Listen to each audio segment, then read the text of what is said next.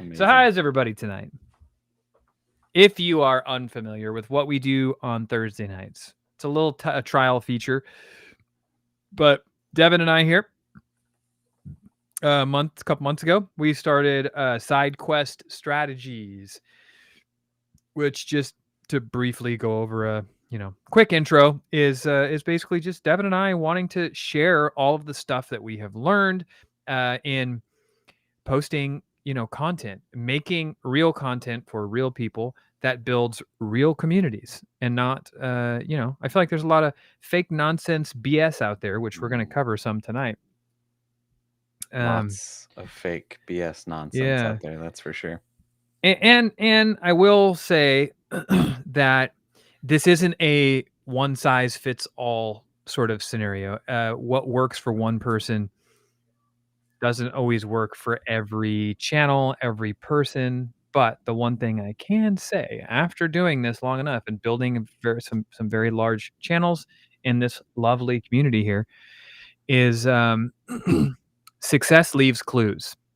And if you're willing to follow that trail and do some modeling and check out, pay attention to the clues, then it's actually not incredibly complicated to replicate. And that's what Devin and I, that's our mission, right? That's what we're doing. We're trying to do, at least, because I don't know about you, but for the first year and a half or whatever of my journey, there wasn't nobody there holding my hand. I was just figuring this shit out for myself, watching those videos and being like, I did that and it didn't work.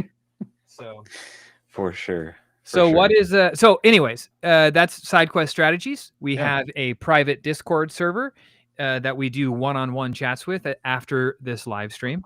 And every Thursday night for the time being, Devin and I here will be popping onto my Twitch channel, the YouTube channel, right? The SideQuest Strategies YouTube channel, and it's also being broadcast to the Discord if you are part of that. And we'll be going over some of the things that we feel like need to be talked about a little bit more in a little more detail. We usually roll for an hour and a half, whatever, however long. 3-4 hours maybe, and then we hop into the Discord and we do one-on-ones. And in the Discord, you can ask Total Trek.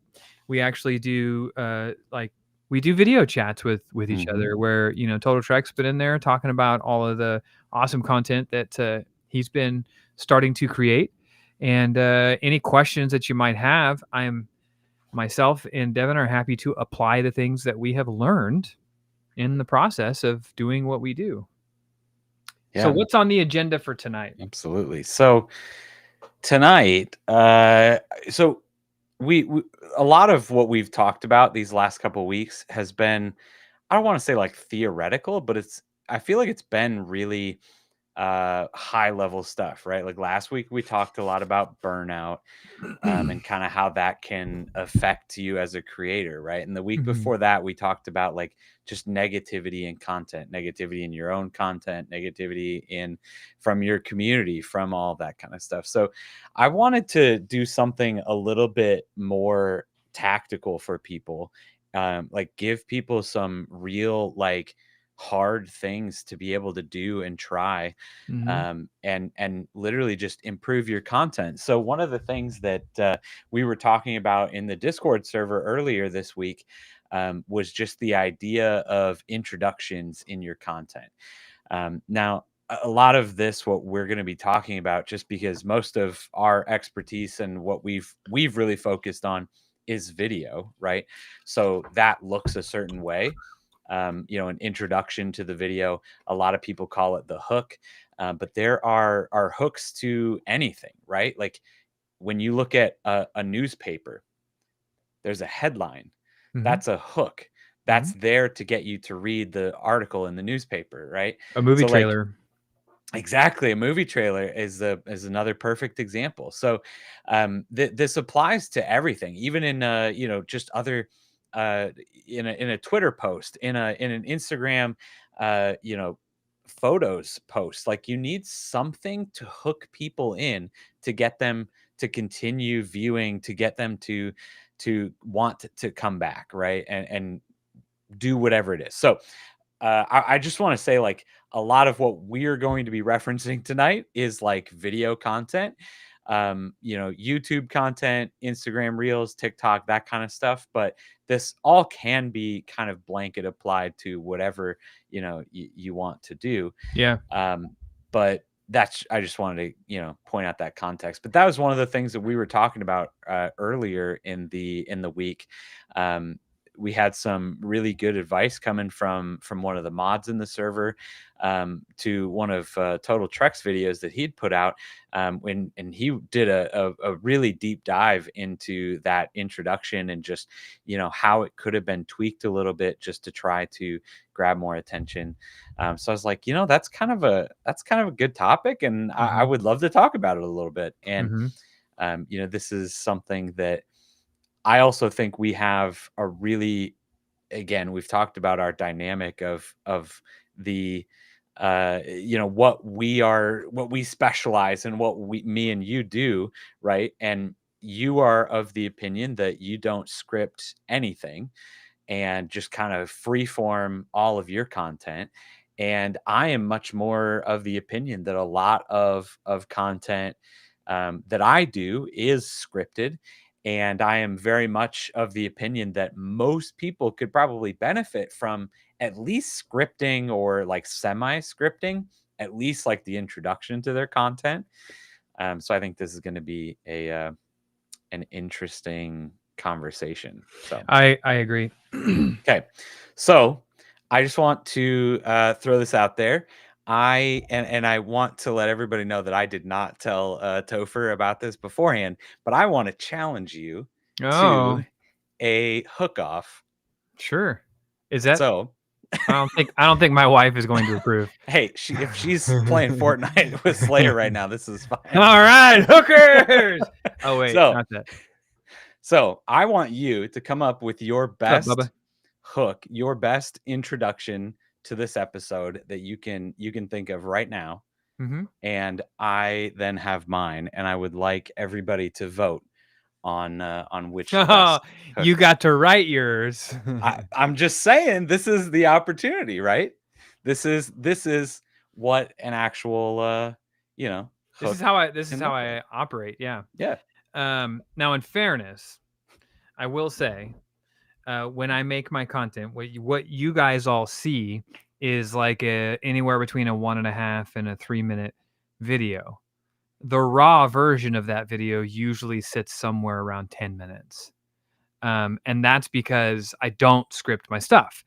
So when I sit down, I always think, the first thing that I always think of, which actually you sort of taught me, was, if this were a YouTube video, long form video, what would the title of the video be? And what do I want people to gather from this video? What is I always try and do like educational stuff or like weird factoids, and those are what most of my videos are. And so what's the takeaway? What is the takeaway? What would make somebody really curious?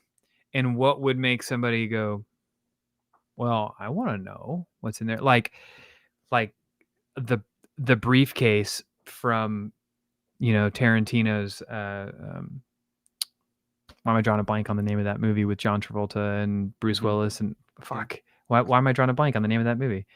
Come on, somebody help me out here. No, but I feel like you're just stalling at this point. You're not. No. So I'm definitely going to take your challenge. Don't worry. Okay.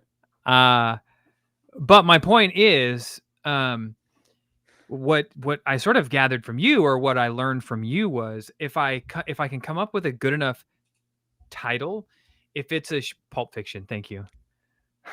Remember the briefcase and it glows? Yeah. You're like, what is it? If you can come up with a hook that is as good as that, it's sold. And so the first thing that I always do when I'm thinking about what video I'm going to shoot, like, really good example is every day for the month of October, I shoot 31 days with Topher. And those are never preempted. I don't know what video. I have no idea what tomorrow's movie is or game. No idea. Last night when we were live streaming, I had no idea what it was going to be until I was ready to shoot. And then I sat down and I was like, Red Dead Redemption, Undead Nightmare. Or like, I'll just go sit in front of my wall of DVDs and be like, and usually the aha moment is, what could my first line of the video be that is intriguing enough to make people watch more? Uh-oh. We lose Devin. Your video, there you are. Now you're on the other side. Oh no, what happened? I'm thrown off. Now I have to go like this. It was me that had issues. What? All of a sudden you just froze and then I appeared on the other side. Well, this is strange. What are you doing over there? Now I'm in the driver's seat? I mean, I think I can do this and I can just kick Topher off and now I'm in control of his live stream. But hey, there we go. There we go. Switching sides is unacceptable to my OCD. that was strange. Anyways, that's how I always think about my videos. And so regardless of whether I'm shooting a 31 days, especially I use 31 days because I'm doing it consistently for 31 days in a row, which if you ever want to challenge yourself, come up with a concept and shoot 31 of those in a row. Not as easy as you think. Wow. Yeah. And then turn around the following month and shoot 25 more. It will, you want to perfect your craft. That's the way to do it. Absolutely. But early on, this is a mistake that I made early on. And this is advice that I've given over and over and over again. The number one way to not start your videos, regardless of whether they're short form or long form content, is, ready? I'm ready for it. Hey, everybody, it's me, Topher. I was going to say, hey, guys. Yeah. That's what hey, guys, it's me, Topher, the video game guy, you know? Yeah. And I was guilty of that. I used to feel like I had to introduce myself. And what I've started doing recently is I've started shooting, this is a challenge that I'm doing for myself. I started shooting videos normally like I would, editing them normally like I would, and then taking the first line, and once I have it edited, taking the first line and removing it out of the video and using the video as is to see how it performs. And oddly enough, it has been working really well. It's funny that you say that because I just recorded a long form video the other day. All I did was respond to comments that I had gotten over the last month. It was one of those kinds of videos. I just went and compiled like 20 comments and just responded to all of them. And then what I did, here's a nice little tip for you guys. I cut each and every single one of those up into a short form video. Mm-hmm. But what I did, every single one of those, like I started with, all right, and the next question is, and I cut that out of every single short. Huh? Every single question, like I cut that little, extra piece off the top. Yeah. So, that's my super tip to coming up with a good enough hook that's going to get people. Because the thing is, like, what you think, and this goes for me too, having been like 3 years into this journey and like having built already, the thing that I think is the hook is usually like a prequel to the hook. And the hook is usually the meat of the video or the beginning of the meat of the video. Absolutely. So the thing that you think is the hook, that one liner in the beginning, usually try this with your videos. If you make videos, take that and throw it out, film it, shoot it, edit it, get it all done. And then when you're all done editing, then cut it out and post it and see what happens. Yeah. You'll be amazed. All right. So let's give me a subject here. Like, what are we talking about? We're talking about hooks tonight. I know, but like, give me like let's no,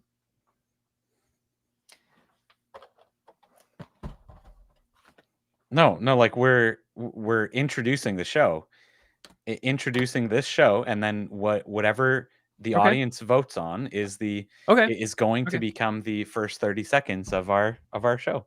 Okay, here it is, right here. Right.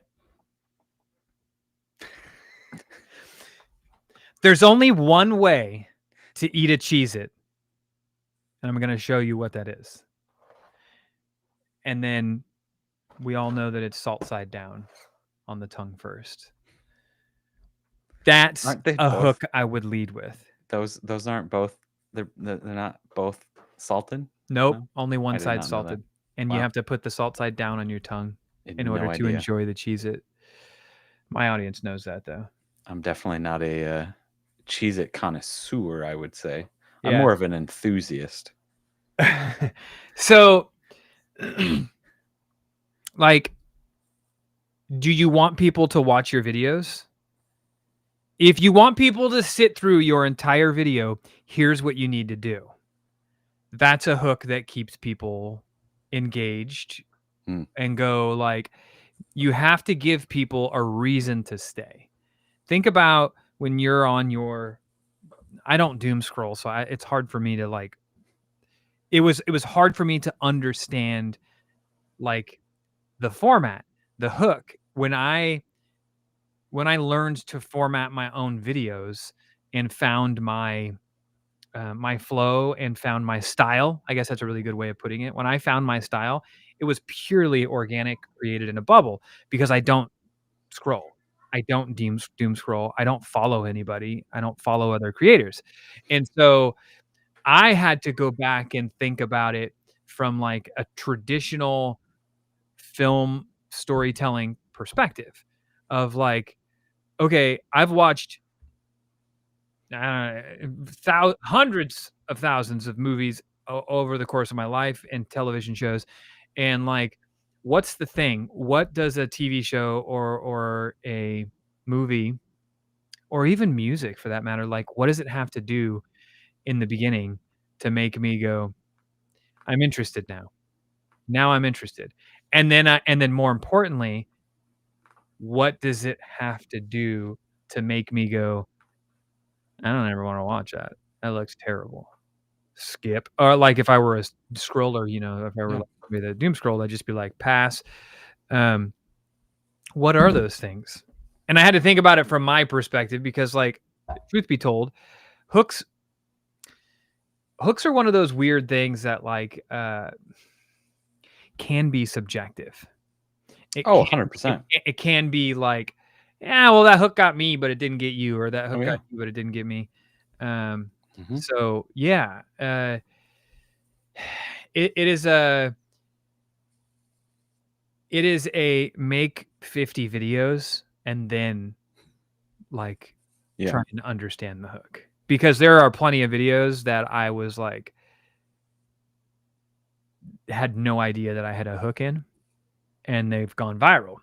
Oh, yeah. And then there were videos that, like, when I was shooting, I was like, "Man, that first line is gonna get so many people to watch," and then Yeah. it doesn't do anything. Yeah. I think that's one of the things I've seen a lot of beginner creators do is just, ask that question.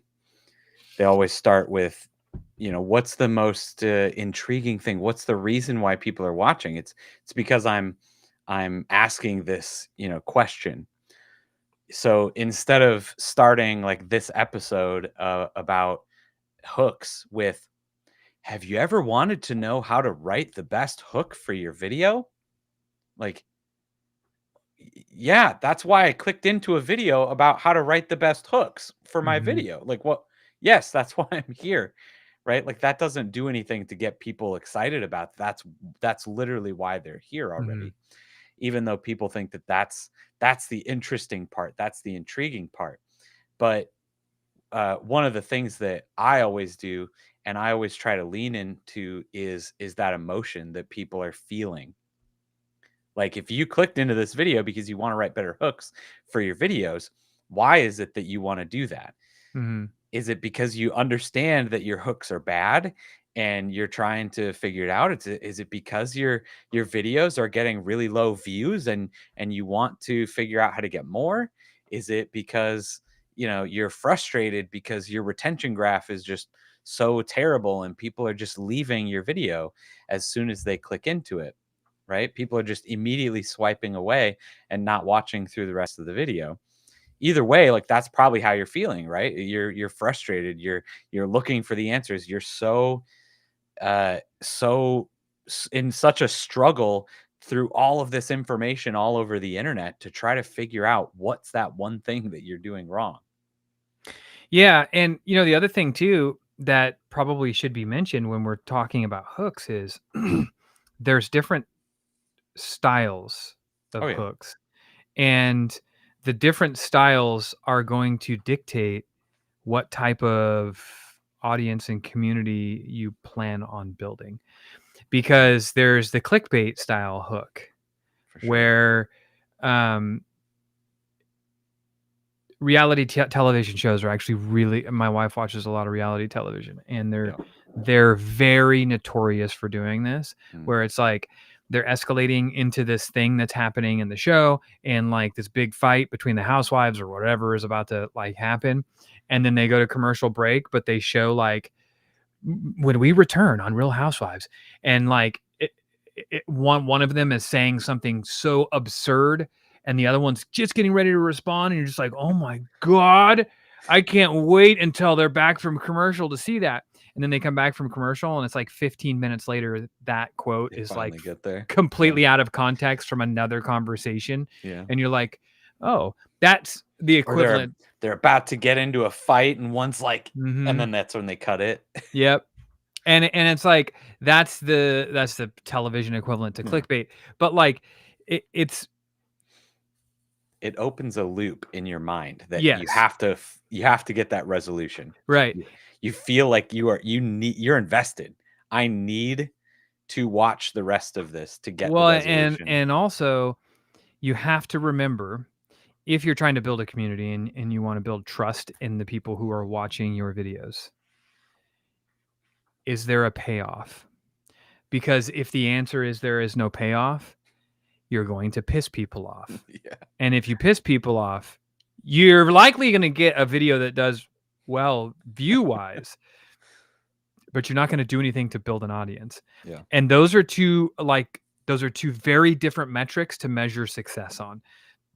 View rate and like how many views you get does not always is not always the equivalent of like how large your community is and how many people actively come back. Your returning viewers come How back many to people watch are your actually stuff. fans of you and your Right. content? And then one thing that I always try and remain very conscious of, even though Dave says otherwise on YouTube. Dave. Remember old Dave? I do. I try and stay very conscious of the fact that like I'm trying not to be misleading when it comes to what I title my stuff or what my intro is. What's interesting is in my video series, like my ongoing series of like Mystery Music Monday, Forgotten Game Friday, or even name that film or whatever. Anything that I've done like a lot of, I noticed early on when I first started doing Mystery Music Monday that I would omit the actual answer to the quiz. Here's some music. Here's some hints. Leave it in the comments. What game is it? But as time went on, I started testing some things out. And I'm like, well, what if at the end I just give the answer so people feel good about having watched the video? And as it turns out, the episodes of Mystery Music Monday and Name the Film and all these other things that I do give the answer to at the very end are the ones that do significantly better as far as retention, as far as just the amount of new follows that I get from the video. Usually, it depends on what movie it is or what game it is, but usually the comment section is a little bit smaller Sure. in those, but you run the risk, and this is why I say read your comments. You run the risk of pissing people off because they're like, here's the trick, right? And at least this was what I thought. I'll make a video series called Mystery Music Monday. I'll tease some music. I'll give a few hints. I'll even play the music, and then I won't tell people what it is. I'll tell people, hit the comments, and I still do it maybe a little less than 50% of the time. I still won't give the answer. But I found people that were like, oh, my thought was, if I don't do that, then people are going to go straight to the comments, and a bunch of people are going to start guessing, which is going to give me a lot of comments, which is then going to keep the ball rolling on the video. And what people are going to do is, when they don't have the answer, they're going to go to the comments and they're going to scroll through the comments. And usually if you're scrolling through the comments, the video is playing in the background, which is going to give you another play and build, repetition that way. But what you don't realize is, you're like, in some cases, you're building a little bit of antitrust with the people who are watching your video, because they're like, they feel tricked into watching this 60 seconds or 90 seconds or whatever, however long the video is. They feel tricked into watching this thing that they then didn't get the goddamn answer on. And they're just like, ugh! And so it's a very slippery slope. We talked about this a couple weeks ago with negative content. Negative content almost all the time will get you more views. And in some cases, your video will perform better depending on what metrics you're caring about. But in the long run, it probably actually loses you viewers. Because it's not, you're not feeding a healthy audience, and you're not building trust with the people who are clicking into your video and giving you their time. And so that's one of the things that I really, really pay attention to nowadays, that I've made 5,000 videos or whatever it is. Like, it took me a long time to learn this, because I was always looking for the tricks, like, what are the little tricks?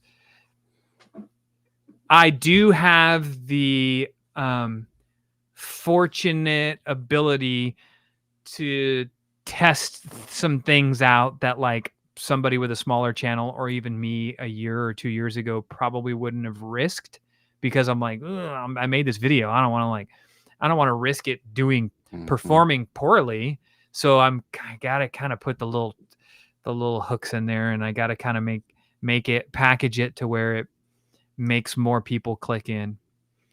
But now that I am afforded the option to take riskier tests like this, I am finding that the audience appreciates you more when you've earned their trust after watching a video, and that is a really big deal for me as somebody who consumes very little media, because I do, at the end of my night, after I'm done with all of my live streams, after I'm done with all of my editing and shooting videos and everything else, I do like scroll YouTube for a minute.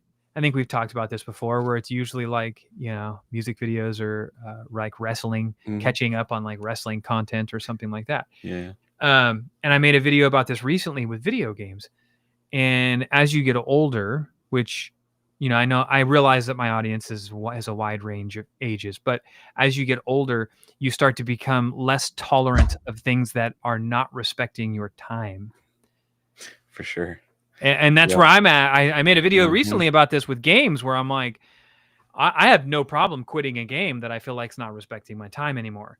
When I was a kid, it was like, no, I must finish this. I have to. I'm 12 hours into this. I need to spend these next 4 hours repeating the same thing over and over. Committed at this point. Yeah, but as you get older, you realize that, like, if it's not respecting your time, then it's not worth your time. You could be spending that time on something else.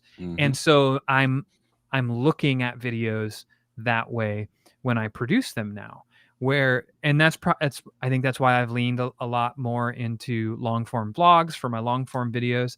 And I'm enjoying those more, because I feel like it's giving people, I'm getting less views, and they're not like, million view videos and like, making thousands of dollars and all this other stuff. But it's nourishing a type of community and a type of culture that I want. And so it will take a little bit longer to build that community, but it's more of a hard-earned community as opposed to like nabbing 30,000 subs off of one video because, could be, for one of a million different reasons. Mhm. But that's something that I've really started to pay attention to, and I think it's something that you could really only pay attention to as you have been doing it for longer. Like when I was in my infancy of making content, and I was posting, and I didn't have a huge subscriber count or follower count or whatever. I would watch these videos where people were talking about Mr. Beast exploring different things. Like when I remember when YouTube Shorts first kind of became a thing, and they were vertical, and people were like, vertical video on YouTube, ugh, and everybody's like, well, Mr. Beast is experimenting with just putting the video in there this way, and he's posting all of his videos like that and just seeing how they perform. And it's like, well, great for him because he could still do it and get 10 million views. yeah. If I post it in there and it doesn't work, I get 2 views. That sucks. Mhm. What a waste of a video. Yep. But now that I'm at that kind of echelon of like, I have enough to experiment a little bit, I'm definitely being more picky with the type of content that I produce, and just how it's presented, and how I really want to respect the time of the people who are watching my videos, because those are the people who are, all you guys who are here right now in the live, or anybody who watches the videos on a daily basis. You guys are giving me your time, and time is the most valuable currency we have. It's even better than giving me money or anything, Mm. because money you can get anywhere, and you can get an infinite amount of it. Not all of us get there, but like you can. Yeah. There are people in this world Theoretically, that yeah. have an infinite amount of money, Yeah. more money than they would ever be able to spend. There's nobody on this planet that has an infinite amount of time, at least not Mhm. that I know of yet. So we're all on limited time. And so for you guys to be able to give me your time, even right now, it should be held with the highest regard. And so, going all the way back to, hooks, I think that there needs to be a payoff. And I think that that is something that will get you a lower view count in the beginning, but will earn far more trust on the back end, which in my opinion is more important than the views, if you want, a loyalty Sure. with the people in your community. Yeah, absolutely.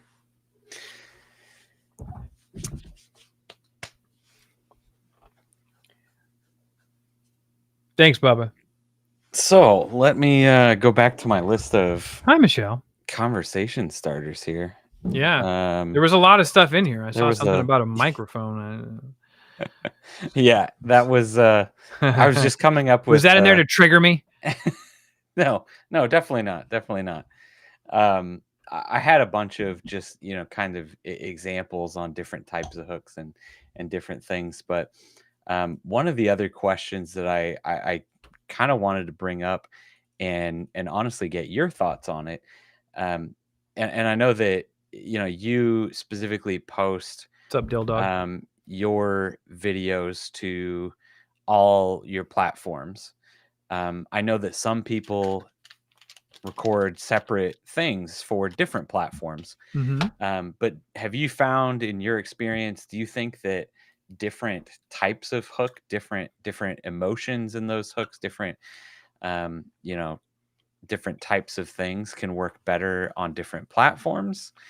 Do you think there's different things for different audiences that would work for, work one way or the other for different types of content?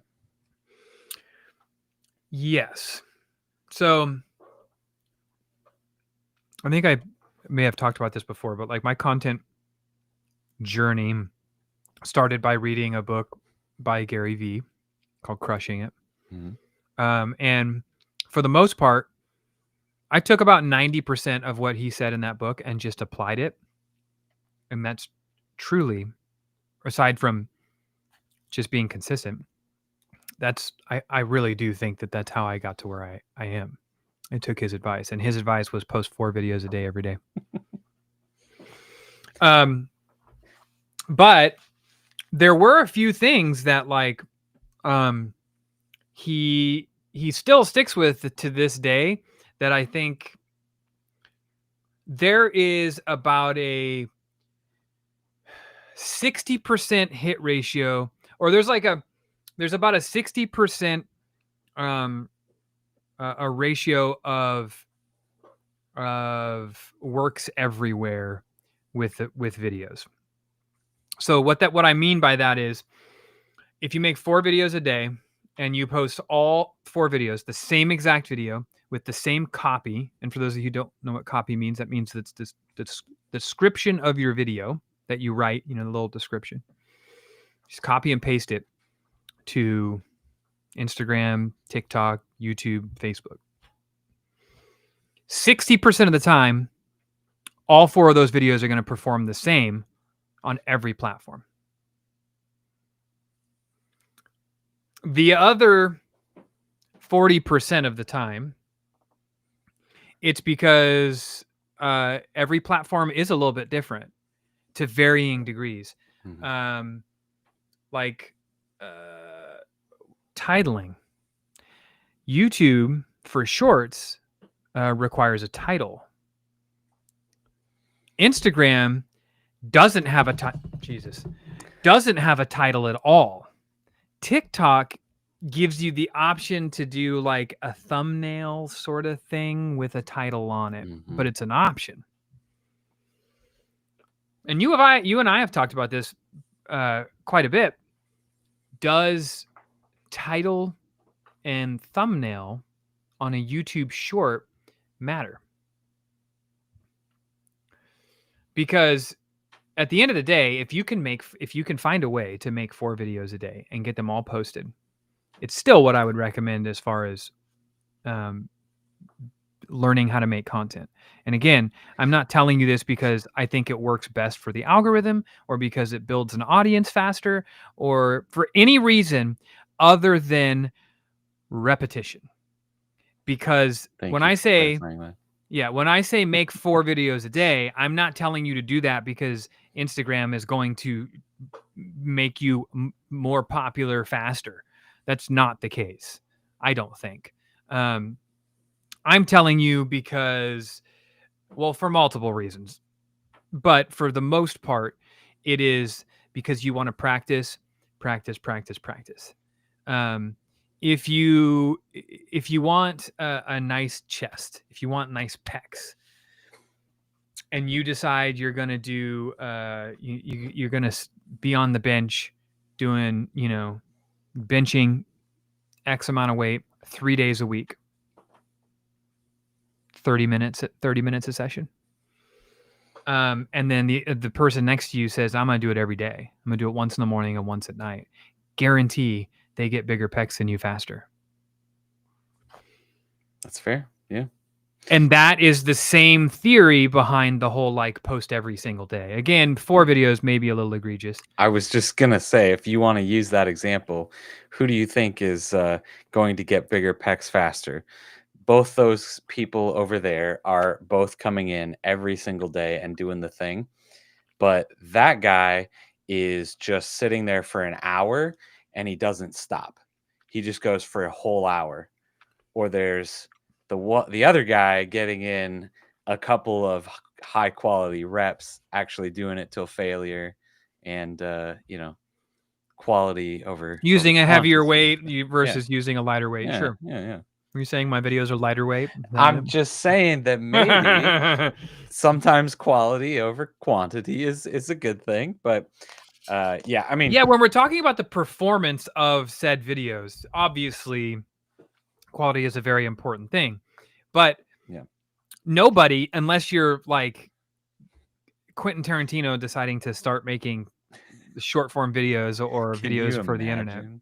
Oh, Oh my dude, gosh. please. If he started making just Every TikToks. day, just it was like doing these creative 30-second videos. Oh my gosh. But like, unless you're that, very few people understand how to use a camera properly. Oh yeah. Very few people understand framing. Mm. Almost nobody knows how to edit. Yep. You have to spend time on the editing app. And then most importantly, most people don't know how to package their videos and post them. So if you do 4 of those a day, regardless of whether your video is good or Oh not, yeah. you're going to get better at that. Then in 3 months' time, you will be able to start applying quality to your video, which you then know how to make very efficiently. Oh yeah. As opposed to the person who's only been doing 2 a week or whatever. So I do want to clarify that, you know, the whole 4 videos a day, or even 2 videos a day, or 1 video a day. My point is, you should do it if you want to do this and you want to get good at it. You should do it just slightly north of uncomfortable. That's fair. So like if 1 video a day is easy for you, then make it 2 videos a day. For sure. It's just like lifting weights, you know, like exactly. you don't want to curl a dumbbell that you can curl 500 times. You want the one that you're dying on 7. Yep. And that's how you get better at it. And that's also how you find yourself being more efficient at making these videos. So that is my theory behind the whole make as many videos a day as possible. The other thing is, most of the time, it's not the audience you need to prove yourself to, or the potential audience. Let's say you start from scratch like I did, you have no followers. It's not the people who potentially will be following you that you have to instill faith in, or prove something to, or convince that you're going to be somebody worthy of their time. It's always you that you have to convince, because most of the time we are the ones that are stopping us from achieving the goals and the dreams and all this other stuff that we want to do. It's usually just us. It's usually our lack of faith in ourselves that is the holdup. And like I've always said, like the hardest part about making your first video is actually making the video and just doing it, regardless of quality, whether it sucks or not. The hardest part about doing it is actually doing it. And that's because there's a million things as human beings and people that are going to be putting ourselves out there for other people to potentially judge, right? There's a million stopgaps here that are going like, man, what if somebody says I'm fucking ugly? Or what if somebody says like my mustache is crooked? Or what if somebody talks about the weird birthmark on my face? Or like, you know what I mean? Like there's a million things. If you could get past all of those, then the world's your oyster. Not just for video work, but that's for everything. That's for any sort of art form that you want to, music and film and everything, written word.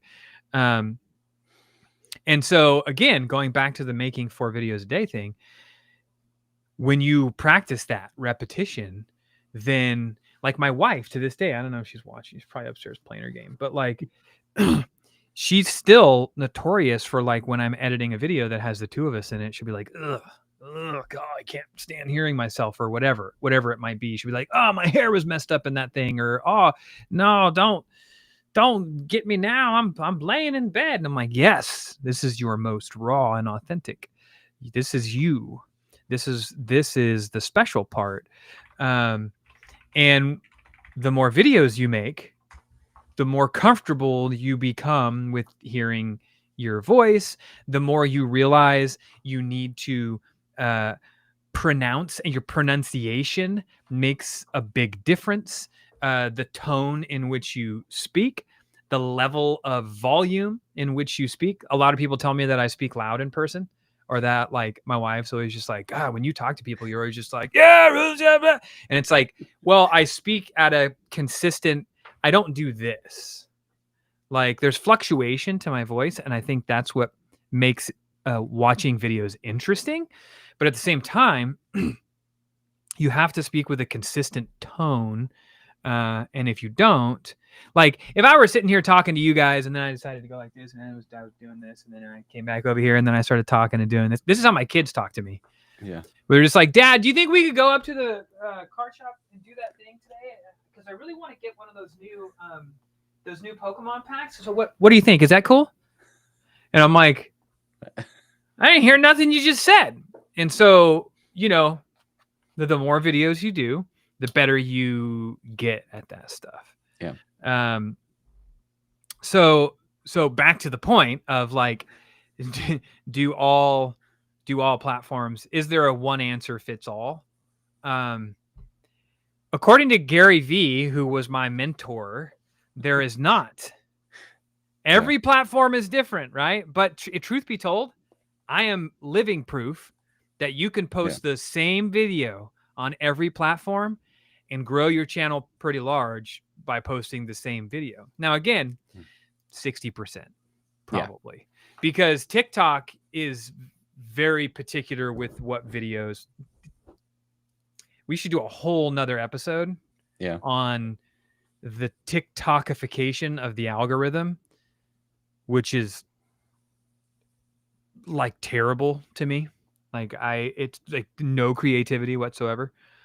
I feel like with the Sora app becoming a thing, we could have a whole conversation on that and how it's taken it to the next level. Yeah. I feel like this whole idea of you could post a video on TikTok, and people are promoting this shit right now. Like there's a lot of people like you and I who are hosting channels like this and talking shop about content creation that are giving this advice where they're just, and it's not necessarily wrong, but I don't think that this is a sustainable model for creation and art in general. But this whole idea of like the TikTok algorithm is so good that your first video could go viral. You could post your first video on the internet tomorrow and it can go viral. And it's like, you're not wrong. Yeah. It's true on TikTok, because TikTok doesn't give a shit about followers. They don't care about the audience you've built. They don't care about any of that. They're trying to, everybody looks at it from a different perspective, but it's gambling of, it's the monetization of like almost like the gambling process of creating content, where it's just like you got these people now who are telling you like once an hour put out something on TikTok. Yeah. And then eventually one of them will go. Yeah, when you're talking about platforms in particular, TikTok is definitely, they don't care nearly as much about the consistency. They know that if you post something and it's good, they're going to send it out to everybody, because they don't care if you create anything else, because they know that somebody else is creating something that is just as good that they can show after it. Where the other platforms care a little bit more about the consistency. They care a little bit more about having that idea of like people connecting with each other. And, you know, there's that idea behind, okay, I can show this person, there's 2 videos I have ready to go, right? I could show either one of them next, and they're going to be perfect for the person on the other side of the screen. One of them is Topher's video, and I know that if that person likes Topher's videos, he posts every single day, and he's got thousands of videos in his catalog, that if they like this video, I can show them more and I can keep them hooked for a very long time. This person, it's their second video that they uploaded, and their first one was a month ago. I could show that one. They'll probably really like this video. But if they do like it, then what happens? What do I do next? I don't have anything else to give them to keep them hooked. So TikTok does not care nearly as much about that as the other platforms do. Yeah, and I feel like it's breeding. It's not rewarding consistency. It's not rewarding hard work, and it's not rewarding creativity. And I don't like those are three things that mean a lot to me. And I know I sound like the old man content creator probably right now because I'm like, boo, TikTok. But there's a reason why you can look at my page on TikTok and see one video at 6 million views and the video right next to it at 47.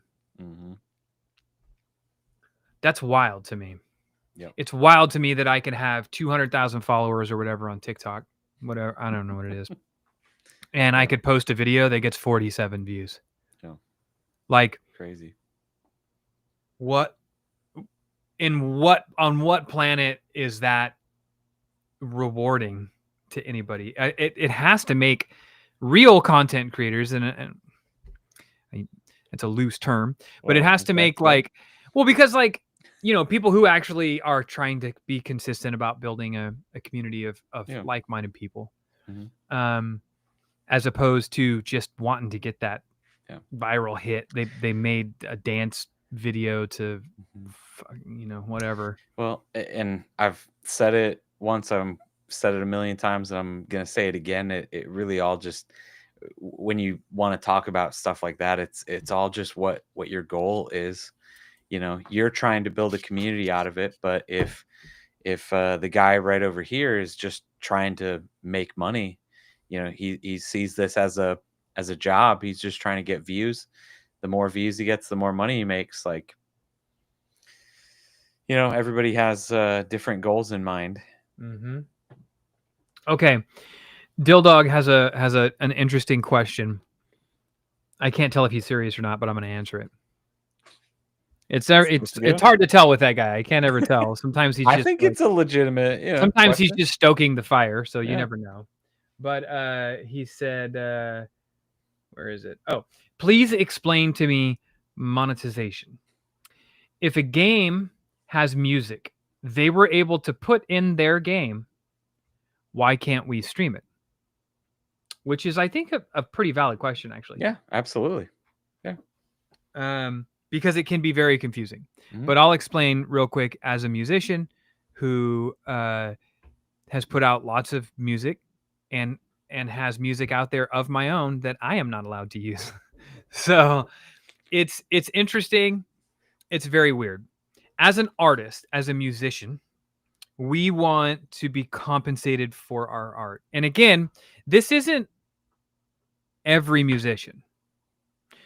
Like, for instance, with the exception of Control Z, our third record, you could use any Life in 24 Frames music you wanted, and there would not be a split revenue. There would not be a takedown. There wouldn't be, you wouldn't have to worry about any of that. That was a choice that I made as a musician because I'm a small musician. I don't make any money off the music. So my thought is I'd rather have just as many people hearing my music as possible, because it doesn't matter if I'm not make a buck off of it. It doesn't matter. But in the case of video games that are using licensed music, you can stream a Mario game. I could go stream Super Mario Brothers Odyssey. That music in that game was written and created by somebody in-house at Nintendo and belongs in that game. If I'm playing Tony Hawk licensed that music to put in their game, which means they paid X amount of dollars to have that Pennywise song or whatever in their video game. I then go stream the video game. I'm allowed to stream the video game because Activision allows for that. Activision paid for that song, licensed that song to be in their video game. But I have not licensed the song to be in my video. If I paid, if for whatever reason I was like Mr. Beast or whatever, and I was like, no, I want all of that music to be then I could go to, BMG, Sony, Warner Brothers, whoever owns the song, pay my licensing fee, and then I'd be able to use them in that music. It's the difference between a development studio, like if we're talking games here, it's a difference between a development studio using licensed music and paying the music license for their game, or creating an original soundtrack for their game. Because Nintendo doesn't own the music that's in Tony Hawk Pro Skater, but they own the music that's in Kirby Air Riders or whatever. So that's why you would get demonetized. Like going back to what you asked about monetization, for most of the video work, I could play Fortnite without having streamer mode on, and it's not like I don't think anybody would shut the stream down because but you would be demonetized because you are then making money off of the music that you don't have the rights to. You're using somebody else's art to make money. To simplify it, even more, it is all about the money. The game publisher has paid their fee so that they can make money from that music. We have not paid our license fee to be able to make money from that. So you can play the game at home for personal use because you're not making money off of it. But as soon as you put it on a YouTube video, as soon as you put it on a live stream, you're potentially making money from it, and that is a no-no. So Ryan says, so I could not say have a listening party when a band drops a new album. No, you totally could. Like, you mean like, could I stream? Like, could I live stream a listening party? I totally could. My stream would be demonetized, probably. So there's, again, I don't know all the details about exactly how that works, but I can speak at least to YouTube. The system that YouTube uses, they have a content ID system. So a lot of most publishers out there have opted in to be in this system. So they have an automated system that can hear music, and if it hears something it recognizes, it flags it. And so as of now, any of the publishers that have opted into that content ID plan have just have basically get the monetization from your video. If their music is in that video, any money that video makes via AdSense goes directly to the publisher of that music. But there is a small subset of publishers that have just said, no, we don't want people to use our music. If our music is in there, take it down. We don't want it. So I know that Twitch has a similar system where that if they can hear that music, like if there's enough of it, I'm sure there are certain albums from certain publishers that if you start playing play it for too long, like that your stream will probably get shut down. But I know that there's not a lot of them at this point. It's like a really good example is Twitch. I'll live stream, like we're doing it right now. We're live streaming to Twitch, and we're also live streaming to YouTube, which is what I do on most of my game streams. Last night's a really good example. What did I play at the end of the show? I always play a few songs on guitar, right? Sometimes they're covers, sometimes they're original music. Last night I played some covers. I don't recall off the top of my head exactly which covers they were, but at the end of the stream, I shut off. I shut off my YouTube stream, and within like 30 minutes, I had an email from YouTube telling me that I was sharing revenue. with someone else, which most likely was one of the musicians that I played their song from. Twitch, on the other hand, I don't get that because I have you guys subscribing, or some of you subscribe, right? So you're paying a subscription fee, and that's what monetization wise, that's what I get paid from Twitch. But the people who are watching on YouTube are not paying a subscription fee. It's just strictly AdSense, and that AdSense then needs to be split with, if I play at the beginning of this stream, I played a Michael Franti song, right? Like, technically, I suppose, we could run into like revenue share with that.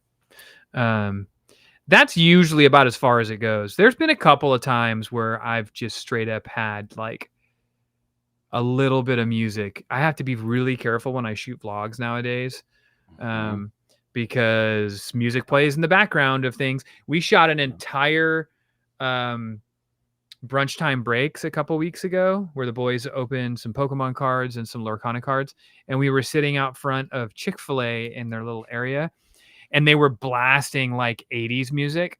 And I realized at the end of the stream, I was like, or at the end of the video, I was like, this is all probably going to get demonetized because of this music.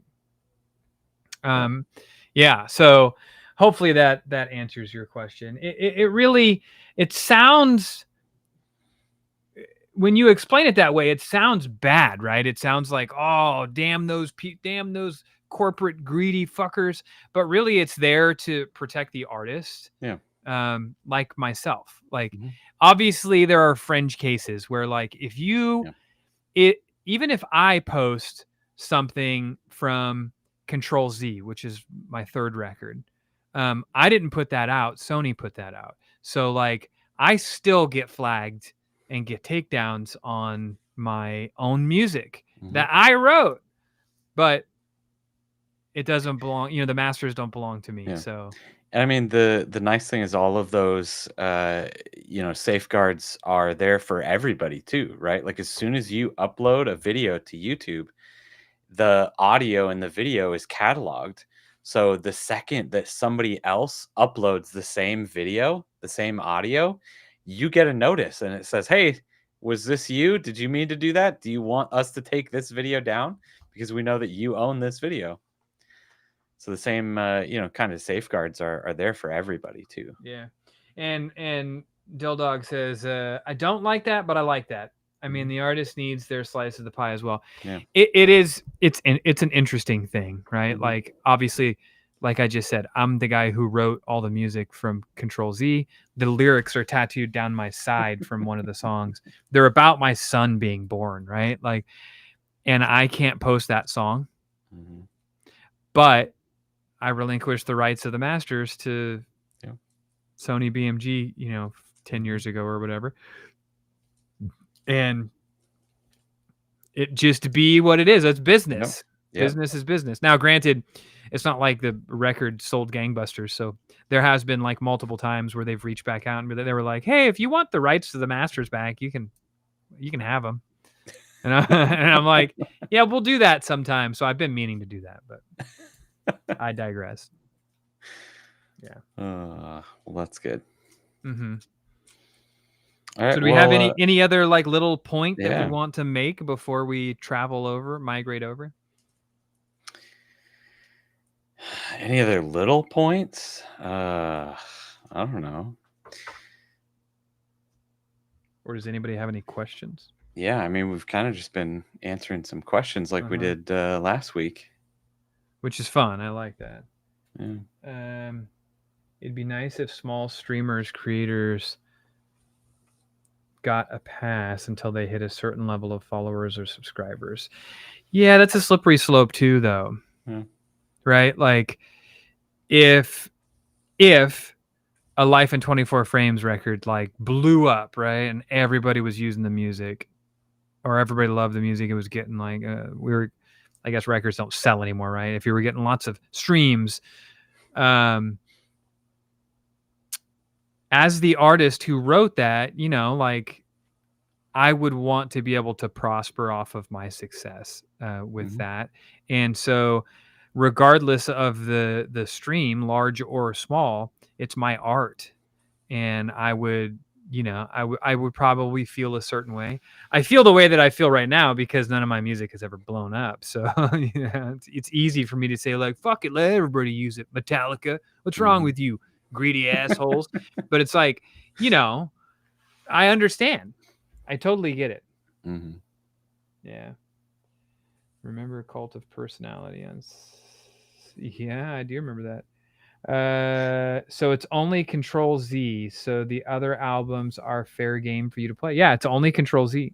Control Z is the only album we've ever put out on a label. And it ended up being like the most fucking fart in a spacesuit experience ever. It was just it's nothing. It is nothing like you would expect. It was like, yeah, I remember when we like got that deal and we were like, yeah, we've made it. And it's Did like, it? Yeah. it did nothing. Mm. Absolutely nothing. They I guess we probably had bad reps. Like it was just like, it did nothing for us Yeah. except for the fact that I can't I can't use my own music. I mean, that's fair. A fart in a spacesuit lingers. Yeah, well, to the person, to the astronaut, it does, but nobody else experiences the fart. You know what I mean? It's just floating around in the spacesuit. So yeah, I mean, like I guess I float around with my own music for forever, but nobody else gets to share in the beef. You know what I'm saying? Yep. That Remember is when true. Xbox let us put our own music downloads on their system? Yep. I do remember that. I used to love like God, it was like during the extreme sports games days where it was like every extreme sport had a video game. There was like Mm. wakeboarding, inline skating, and skateboarding, and fucking razor scootering, Oh and my gosh, the Razor scooter game. yeah. I do remember that. And I used to take CDs, burn them to the hard drive on the Xbox, and then you could play. Yeah. You can play the music while you played the Mhm. game. What a cool Good thing! times. Yeah. Remember? Should I make a video about that? I feel like that's a It's a good one. yeah. How do you explain that though? That's probably going to take too much Yeah. scripting for me. Yeah, there's not a really good That's where I good draw the hook line. for that. You know, it's a good story, but I how mean, do my you my my explain? immediate hook would be like, Yeah. this is how we used to listen to music while we played games back in our day. Whatever, you know, something like that. Yeah. Like I tried to do with the faceplates. There's a Razor Scooter Game Boy Color game. I am aware of that. Does anybody else have any questions about like what we've been talking about tonight? Mostly like, you know, creating hooks and the importance of hooks and that sort of stuff. MPXPL. I'm not gonna lie, I don't know what that means, but I thought you were saying MXPX, like as in the punk band. MPXPL. Was that the name of the like the protocol or whatever? I downloaded every single one of my old wrestling soundtracks to Xbox. Yeah, me too. Legends of Wrestling. Because they didn't have licensed music in Legends of Wrestling. And so I had to have the Hulkster come out to Real American. His song. Yeah. Hooks be important. Got it. Hooks be important. Yeah, I mean they're Sure. pretty important. Yeah. I would say that it's an important thing. The way that I've always explained it to other people and just thought about it is that I always see, you know, and I'm sure I explained it to you this way too. Like I always see content creation as a funnel, right? The you want people to get to the end of the funnel. You want them to, and that end of the funnel can be different for everybody, right? That can be subscribing to your content. That could be clicking on a link and buying something. That could be just, you know, becoming part of the community. But the very beginning of that funnel is like just there's a whole lot of things that I put in the funnel, but up at the very top is the hooks to your content, right? The amount of people that get into your video is going to be the absolute most amount of people that you're ever going to get, right? Then there's only going to be this many people that make it to the middle of your video, this many people that make it to the end of your video, and then this many people that actually subscribe, or do whatever it is that thing at the end of the funnel. Yeah. Right. So the more people that you can get right up here, you can get interested and get continuing down the funnel, the better, right? Yeah, So that's why at the very end of your video, the very last frame, you should always hide something for the real people. Throw like a nude or something in there. Those are always fun. That's an option. Yep. And you're going to have to stick around to the end of this video to see if we do that. Well, you thought the blue joystick was... Yeah. Wait till you see the peach joystick. Just kidding. God oh my God. Yeah. Okay. Well, Michelle, you said something about a raid. Did you raid last night? Did you like my raid last night? I missed it. Did you raid into my channel? Diabolical. You guys have never noticed like at the end of every single one of my videos, there's always a nude. I don't know how nobody's ever pointed that out, but I mean, it's not of me, but yeah, it is purely a picture that I found on a Game Boy camera. That's it. God. Oh, they thought you were the raider and they gave you the shout outs? I left right after I raided. That's hilarious. So that's awesome. I like it. You noticed you just kept it a secret? Yeah. Did anyone have the DVD controller? Heck yeah, I did. I still have my DVD controllers. Definitely do not have that anymore. You were embarrassed, Michelle? You should have been like, yeah, we just came from playing retro games. That's right. You should have just embraced it. Yeah, lean into that. Yeah, but you guys are really trying to get us to eat that damn pepper, aren't you? I've seen that. It's been going crazy. I'm not into it. My wife started this. She thinks it's funny until she has to eat that fucking pepper. Oh yeah. Yep. Because I wouldn't even... I haven't even handled those peppers yet. I'm afraid of those peppers. I'm just excited because you guys are almost there already. No. What do you mean? I'm gonna cancel it. I'm refunding everybody. So is it only if you catch it interested. before, or if it hits 1 million, like you're gonna? We need to get Total Trek over here so he can eat the hot pepper. It's at 39%. Yeah. I'll start getting worried when it starts to get closer to 70%. I mean, I've almost got enough points to finish it out. So Jesus Christ. I could just put all those in there. No, let's not do that. You should save points. Okay. I know I can do it. I just don't want to do it. I don't want to be miserable for the next day or whatever. Fly me out there. I'll do it. All right. You got it. Do it.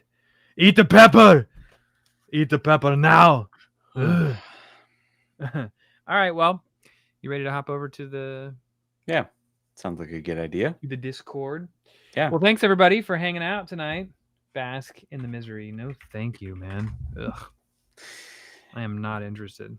Yeah. So we're going to just kind of go and finish this conversation over on Discord. It's an amazing community over there.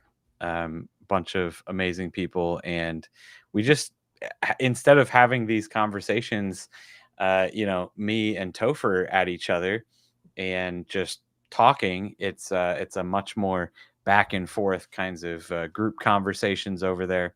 It's a whole lot of fun. So if you're interested in joining us, if you're interested in starting to take content creation seriously and you want to reach your goals, whatever that might be, it's a financial freedoms.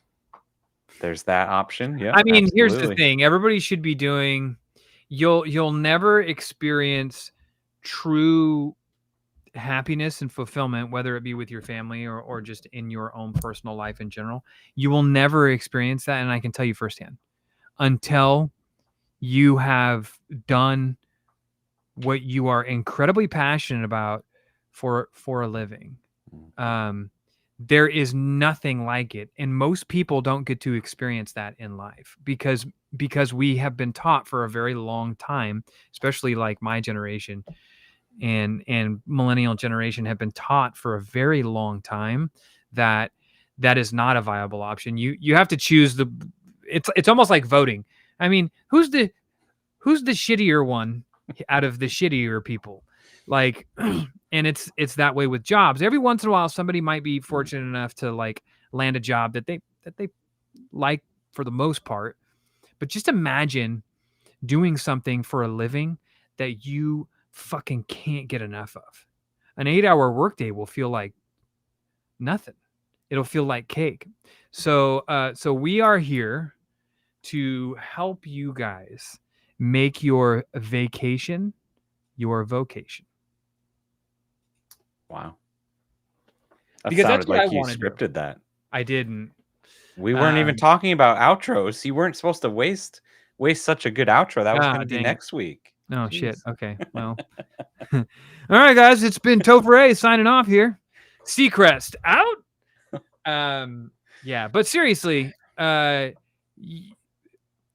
hard as life is for me right now, going through lots of transitional stuff and like the growth and all of that stuff, it feels very painful. There is nothing like working hard and making a living by doing the thing that you are incredibly passionate about. It is the most fulfilling thing that you will ever experience in your life. And it's unfortunate that most people of our age and our generation not only have never experienced that, but will likely never experience that in their working career. Sure. Luckily, if we're good enough with our kids, then our kids will understand that happiness and fulfillment in their life is far more valuable and trumps everything else. Because man, there's no other way to express it without saying like, well, you just sort of have to experience it to like to get it. It's really crazy. Team DevToph. I like it. Hey, Ramrod. Or Ramrod. All right, guys. All right. Well, thank you so much. Yep. We are going over to the Discord now. Good night.